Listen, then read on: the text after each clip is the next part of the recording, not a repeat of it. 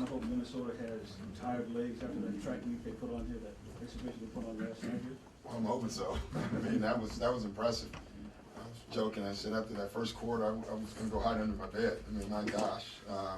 But they're really good. I don't think people have talked about them enough. I think they're one of the better teams in the East for sure. And they lead the league in first quarter points. They are a great passing team. Rubio is one of the best passers in the league, but so is Love. So is Peckman. I mean, they have a bunch of guys who they just play great team ball. And, Rick Adelman, I've said it for years, is one of the best coaches in not just now, but in the history of our game. And doesn't get that love, and he should. So they're well prepared. They're just a tough team. How do you counter that from your standpoint? Well, we have to attack them too, but defensively, I really think it'll be a game of inches. They like catching the ball in the elbow. If we can make them catch it, 2 or 3 feet out, it makes the pass that much further. We have to get into their bodies. It's a great test for us because they run, but they don't run. They throw those home run passes by Love, and they get their 5th and fast break points. So they score, but they don't look like an athletic. They remind you of the old Celtics, where you look at them and say, how are they running? And yet they're running. But then they'll use 24 seconds. They'll wait and wait and wait until you break down the defense and then take advantage of it. So it's going to be a great test for us. I'm excited about that part defensively because it's going to take all of you to stop them. Will Matt be able to play? Yeah. You guys played well defensively in the second half against Houston. I mean, that was 2 nights. Is there some hope that was maybe a turning point, just a carryover? Yeah, there's no turning points yet. Listen, if we play like that every night, we may not lose again, defensively. We played a great offensive team, and that's what Houston is, and our defense, kind of woke up for a second. And it would be great if that's the start of it. Now, I just think it just takes time. But it was great. We did some things, our weak side defense in the Houston game for the first time this year, I thought was spectacular. On film, it looked better. Everybody was down in their stance. Usually watching it, we have 3 guys standing straight up, 2 guys down. Guys were pointing early to the plays before they were happening. That just takes a great amount of intensity and a great amount of focus, and we had it. I'm hoping it builds, but I don't think now we have it. You talked about talking. Like, when the defense breaks down, is that one play goes wrong and the guy doesn't trust them the next time around? Well, no, it could happen. But, everybody's individual in that. Some people it takes 10 times before they do something their teammate doesn't before. Some person that takes 1. I wish it was that easy where you could just say every time it does it, it doesn't. That's why it's so hard, I've said it 100 times, it's easy to play individual defense. It's hard to play team defense because it requires trust and you have to build it. What did you guys see in Darren that made you want to bring him in? His speed. I watched him in Boston when he was in Indiana as a starter. He's not a pure point guard. He's just a guard, that's small. And but the thing that I love the most about him, and he had an impact in the game the other night, was he has the ability to put pressure on the ball and get in the guys. I mean, you think about it, he guarded Patrick Beverly, and then he guarded Harden at the top, and it was very tough to shake him. It's nice to have a guy that, like you can say, go sick him, go get him, just go get him. And that's what we want him to do. Where DC has struggled was in the first couple games, his offense was struggling, and it took away his defensive energy because he was thinking about his offense. And we're trying to get him to understand, you keep doing that, the offense will come. And fortunately, it did the other night. He's never been a guy who shot the ball particularly well. Yeah. Does he have to use his speed to get his line? Yeah, and I can care less about the points. He's going to get the points because he has speed. He's going to get points because he's playing with 4 really good players a lot, and the ball will find him, and he'll have a shot. I just want him to be a great defender. His offense will come. Is it a tough situation or a tough adjustment for him, finding a rhythm in 11, 13 minutes? Yeah, it is, but that's what it is. He's the guy that plays in front of him is pretty good. Have you seen anybody, or can you remember any of the old timers who used to be able to flick the ball 70 or 80 feet with his wrist like Love can? Well, my dad like pounded into me about Wes Unseld, so that's who Love is. You know, I've heard that when he was in high school. My dad is no longer with us, but he always, every time I mentioned that someone had an outlet pass, he's not a Wes Unseld. I mean, that's been pounded into me 1,000,000 times. So I'm gonna say Wes Unseld.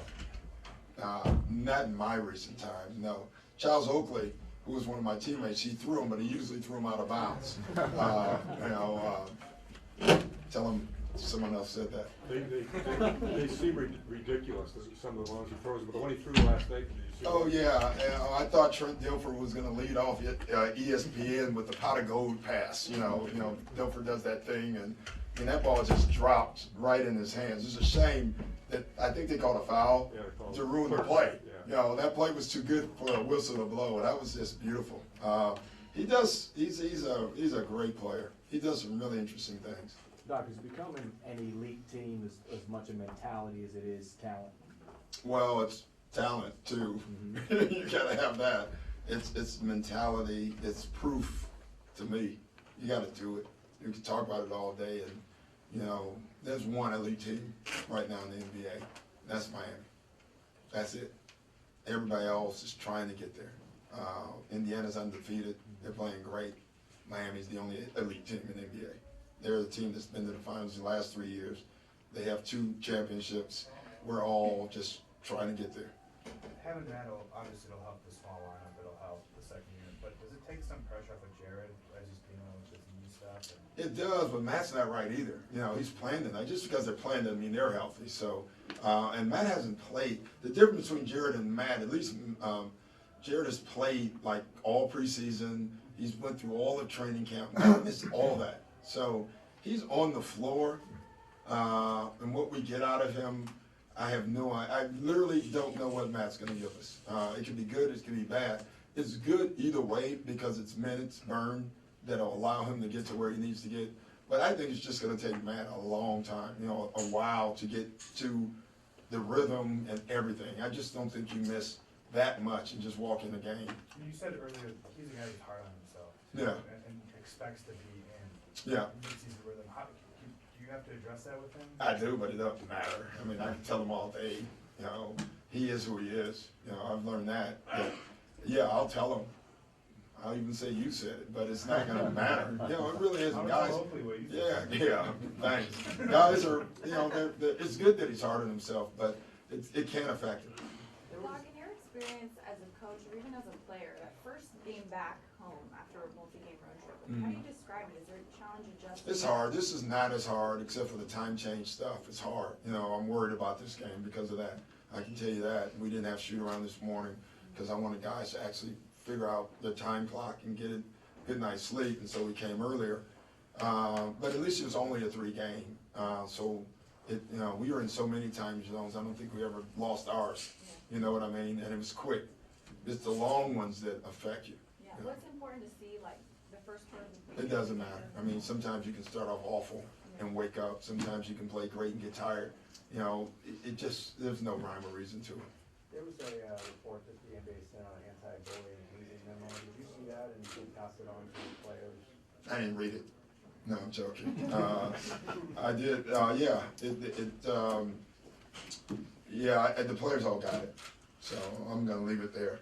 It was good. Is that something that you, over the years, have discouraged? Or? They haven't run into it much, but sometimes guys probably do carry things too far. Who knows? And and hopefully that the team and the players kind of figure it out. I think most do.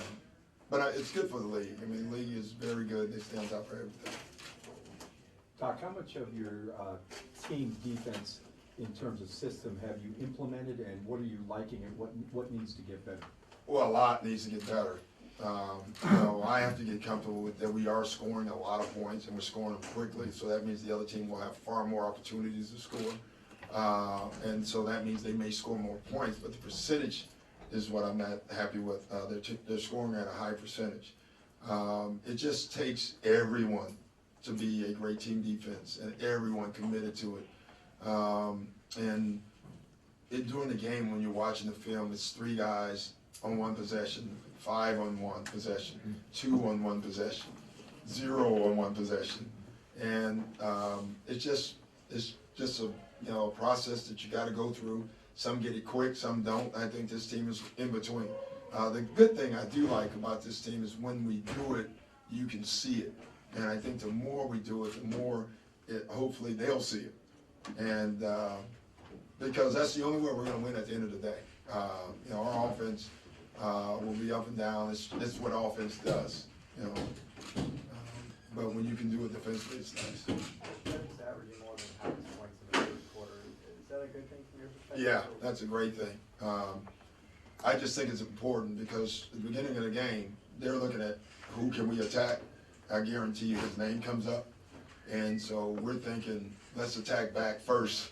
And maybe that'll take some of the offensive steam away from that guy. And JJ's really good at it. He's no fun to guard. You got to chase him. Coach, Chris shot about 40% on the road trip, didn't get to the line as much. What defense is doing differently, and how do you adjust to that? We don't. We just keep running our stuff. He missed makeable shots. I thought early on he really tried to will the game, and sometimes when you do that, you put yourself in a tougher way. But not that concerned with it at all. It's 3 games, and a couple of them I thought he played pretty well, just missed shots. Thanks, everybody.